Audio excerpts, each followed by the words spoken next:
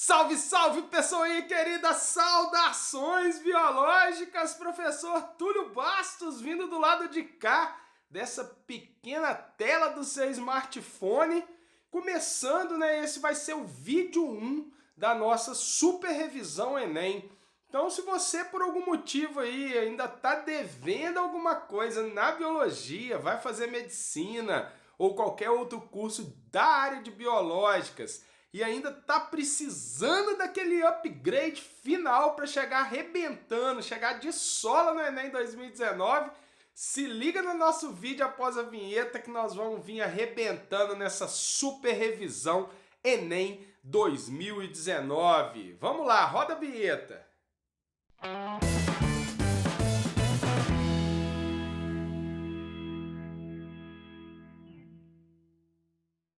Então, pessoal, para ficar ainda mais didático, mais fácil de se organizar, de se planejar nessa fase final, tá faltando aí relativamente 2 meses, setembro, outubro, eu vou seguir a matriz de referência do Enem. No caso, dentro do PDF, que é disponibilizado para os alunos pelo INEP, na matriz de referência para a prova do Enem, nós temos lá os tópicos bonitinhos da prova de biologia.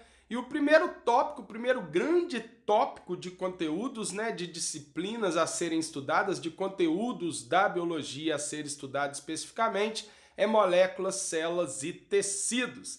Então vamos falar nesse primeiro vídeo sobre essa que é a unidade básica de formação de um ser vivo, que é a célula. A célula, uma das melhores definições que eu já tive sobre célula é que ela seria a menor unidade morfofisiológica dos seres vivos.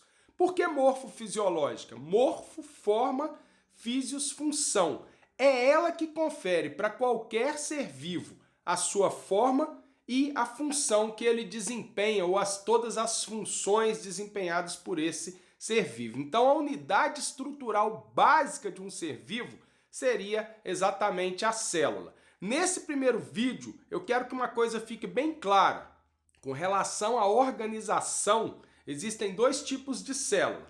Uma célula procariota e uma célula eucariota. E existem algumas diferenças entre esses 2 tipos de células, algumas diferenças básicas. Mas antes da gente listar as diferenças principais entre a célula procariota e a célula eucariota, se liga no modelo operacional de célula. O que seria esse modelo operacional de célula? Estruturas presentes em qualquer tipo celular, independente do seu grau, do seu nível de organização. Então, o que toda célula tem, independente se ela é uma célula bacteriana simples, um representante, um modelo de uma célula procariota padrão, ou se ela é uma célula animal ou mesmo uma célula vegetal, que seria uma célula representante do que a gente chama de célula eucariota, células mais complexas, células maiores e que já detêm uma maquinaria mais sofisticada, organelas que não existem nas células procarióticas. Então toda célula vai ter um arcabouço de revestimento, que é a membrana celular.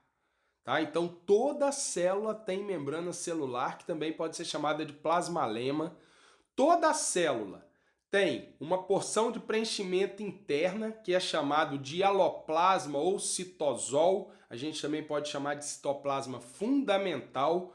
Toda célula tem uma maquinaria genética, uma molécula informacional representada pelo DNA e, digamos assim, pelos seus auxiliares, que são as moléculas de RNA. E em se tratando de RNA, toda célula tem a maquinaria de síntese proteica, que são organelas constituídas por RNA, chamadas de ribossomos. Então vamos repetir, vamos lá. Toda célula ela vai apresentar membrana plasmática, hialoplasma ou citosol, ribossomos e um material genético. Esse seria o modelo operacional. Então, independente se a célula é uma célula procariota simples ou uma célula eucariota mais complexa, todas elas terão esses 4 componentes: membrana, hialoplasma, material genético e ribossomos. Agora, O que seria um modelo de uma célula eucariota? A célula eucariota ela tem três regiões importantes: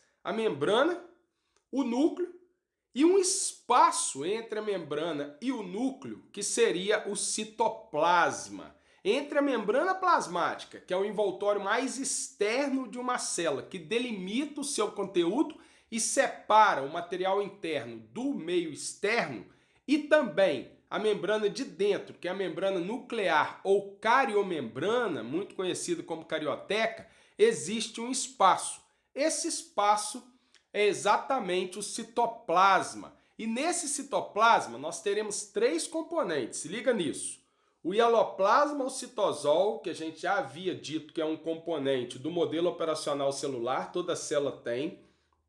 O citoesqueleto e as organelas ou orgânulos citoplasmáticos. A respeito das organelas, já é importante a gente deixar claro que numa célula procariótica, a única organela presente é o ribossomo.